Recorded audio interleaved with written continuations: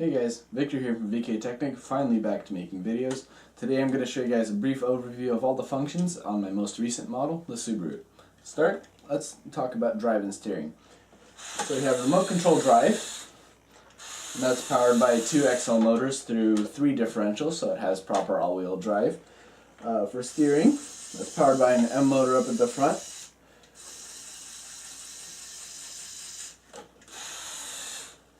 And the central differential on the drive system actually locks from a lever that's inside the cabin that I'll show you guys later in a close-up. So that's it for motorized functions actually. In this model I only focused on drive and steering as the 2 motorized functions that I ended up putting in, but I ended up putting in a lot of really cool manual functions. So let's start out with the doors. So you've got locking doors with a proper latching mechanism.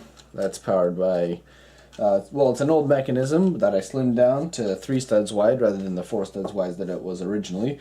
Kind of thanks to these new panels, so I use these actual holes for mounting for that. But yeah, so that hood latch, or the door latch, has this little part here that locks onto a couple of bushings over there. And then when you close that, it actually latches. And then again, you got to pull the door handle to open it. The next cool feature is the hood. So the hood is latched as well, and to unlock the latch you pull a lever that's under the driver's seat. I'll show that later in a close-up. Let me actually pull that all the way so that it opens. There we go. So you've got that powered by an air shock. These bionicle teeth up front here hold the hood in. Speaking of shocks, we also have full suspension front and rear. We've got suspension there and suspension here. Both of those are pneumatic. Both front and rear suspension is pneumatic, and you can adjust the pressure in each of the cylinders, and there's also, because of the way that I ran the tubing, you can make sure that the pressure like in both of the front cylinders is equal and both of the rear ones is equal as well. So that's that for the front of the car. Let's take a look at the rear. So here at the rear of the car we have a couple of flags. I printed these flags out professionally and then cut them out myself. Axial has been one of my favorite companies to go to for tires.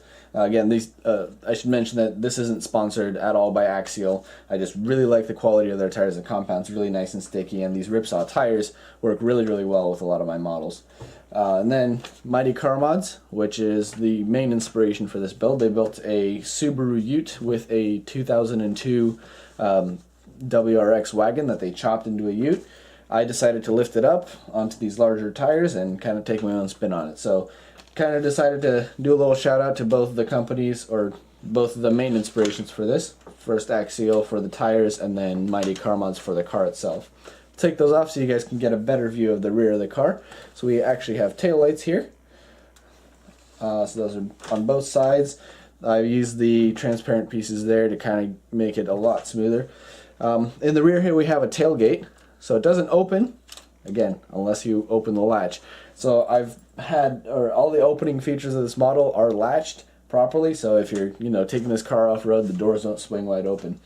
Here in the back we have these triangular roll cage, we have shock stabilization, all that kind of stuff. There's 2 levers here. It might be a little hard to see on the camera.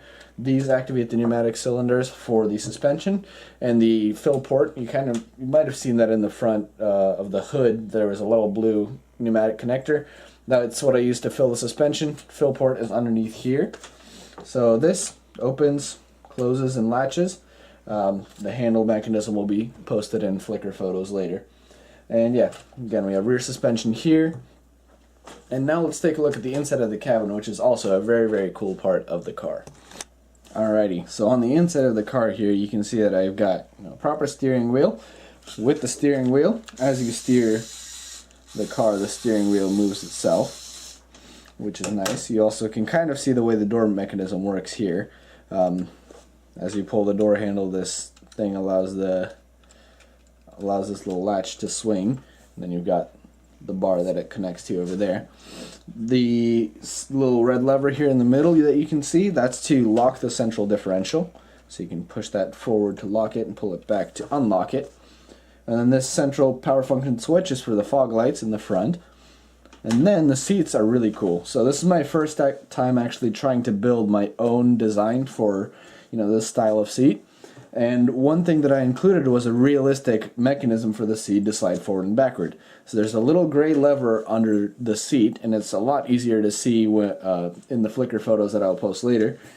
But you pull up on the seat lever, and the seat can slide forward and backward. And in the rear of the seat, we have a little knob to tilt the seat forward and backward as well. So it's a fully featured seat, so fully adjustable, and if you're not pulling up on that lever, can't move the seat forward and backward. It's a very simple mechanism, just a gear that's on a lever, and so it slides along a rack. But yeah, that mechanism will be posted later on Flickr.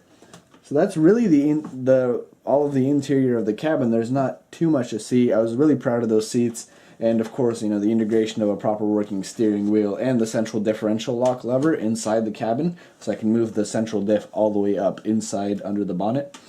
Last thing actually that I should show is the hood unlatching mechanism. So let me see if I can get the camera in a little better spot. Alright, so let's take a look at that latching mechanism. Then you can also, from this here, you can see the latching mechanism for the door. More detailed pictures, again, will be posted on Flickr. But yeah, let's take a look at how to unlock the hood, and you can barely see it just by the light making its way through the back of the car. But it's that little connector right there, and you pull on that connector. My arm's going to block this here, but you pull that connector, and that pulls a lift arm that's attached to those bionicle teeth to raise up the hood, and then just to close the hood, you close it down, and you can kind of see it move there as I close the hood. Of course, this video wouldn't be complete without a look at the underside of the car. So as I mentioned before, the central differential that's locking is actually located fairly far up at the front, and so I was able to just move a super slim lever mechanism all the way back to the interior of the cabin to activate that. So you can kind of see the front differential right here, and the driving ring that locks it is up there. This big long yellow axle here, that's the main drive axle. So I was able to position the motors underneath the bed of the pickup truck part and connect them all here, drive them all the way up to here to the central differential, and from there drive the front and the rear respectively. There's another super long lever going all the way back to the rear diff, which is right up there.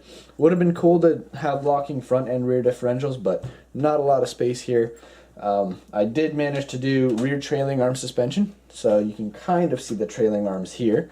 The battery boxes are also right under there, which is nice. Keeps all the electronics are right here, aside from the steering motor. Keeps it all nice and tidy. Front suspension is a McPherson design. You borrowed the steering arm design, or the lower A-arm. Sorry, not A-arm, their lower control arm design from Alex Zorko over to LPE Power, or Nick Jasnow, you can find him, from his E30 build. I found it really, really nice. It works really well. Nice, realistic looking lower control arms. You can also kind of see the gear X here. It might be kind of hard to see on camera. And then the sliding rails for the seats. Overall, pretty simple chassis build. I tried not to use any frame pieces, mainly because of the fact that I didn't have a lot of them around, but the frame pieces are really only found around the differentials, and everything else aside from that is just classic studless beams. So that just about wraps up the functions overview video for the Subarute. As you can see, there are a lot of manual functions, and I think those are the highlights of this model. It really, really does well with the locking doors and the latching hood and all that kind of stuff. It's a lot of fun to try out those new features. The one thing that is lacking is the remote control drive. I use CV joints in the transmission, so it's really, really tough for those CV joints to hold up to the torque of driving massive wheels that are, 110 millimeters in diameter. So those tended to pop out a lot once I tried to, do anything that was torque demanding, but it works fine driving around on a flat surface like my desk or the floor. So it's not a super lost cause there. The other things that I'm happy with are the general shape of the model. I think I captured the headlights fairly well. Overall, this was a very fun model to build. It would have been nice to see some better off-road performance, but if you want to see that, you'll have to see my next model. So stay tuned, find me on Facebook at facebook.com/VKTechnic, and hope to see you guys over there.